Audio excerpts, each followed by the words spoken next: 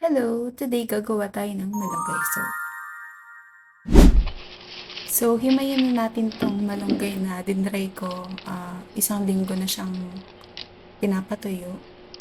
So, yan. Hiwalay-hiwalayin lang natin yung mga dahon. And mamaya, i-grind natin.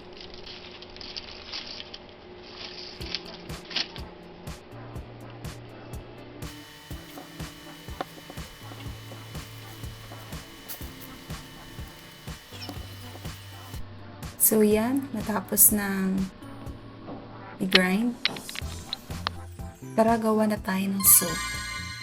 Hello! So, yan. Ito yung mga kakailangan natin sa paggawa ng soup. Una is yung oil natin, sodium hydroxide, yung dinrind natin na malunggay leaves, bowl,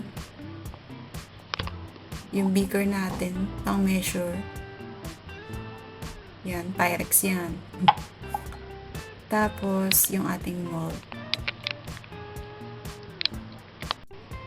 I-measure na natin yung oil natin. So, bali dito, gagamit tayo ng 200 ml na oil. Yan.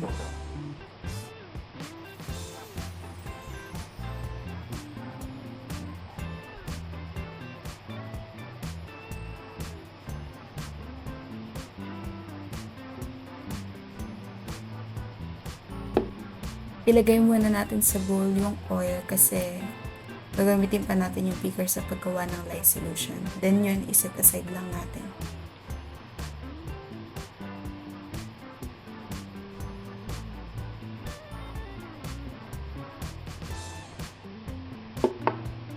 At yun, nilagyan ko na ng tubig yung beaker. Tapos yan, nilagyan na natin siya ng sodium hydroxide sa paggawa ng lye solution.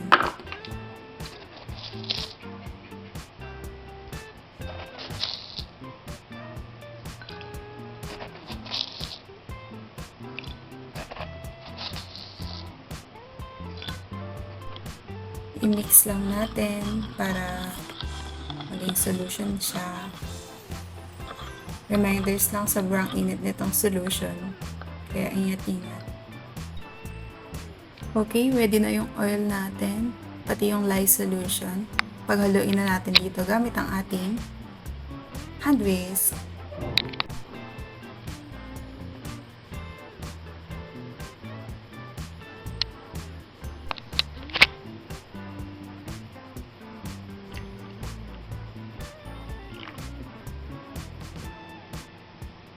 Haluin na natin.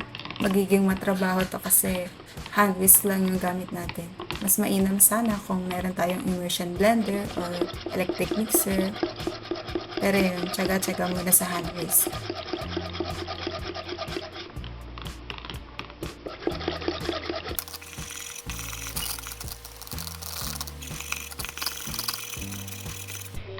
At yun, after ilang oras, nakuha na natin yung consistency na gusto natin.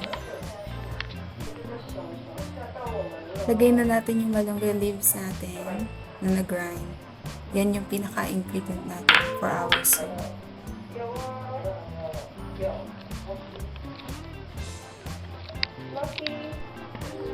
Yan, well mixed na.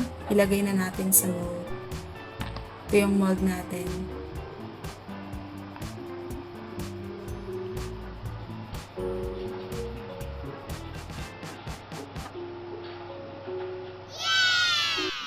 Sa paggawa ng soap, kailangan hintayin natin ng 1 buwan para ma-cure siya.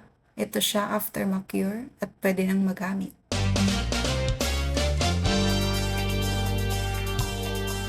Salamat sa panonood. Paalam!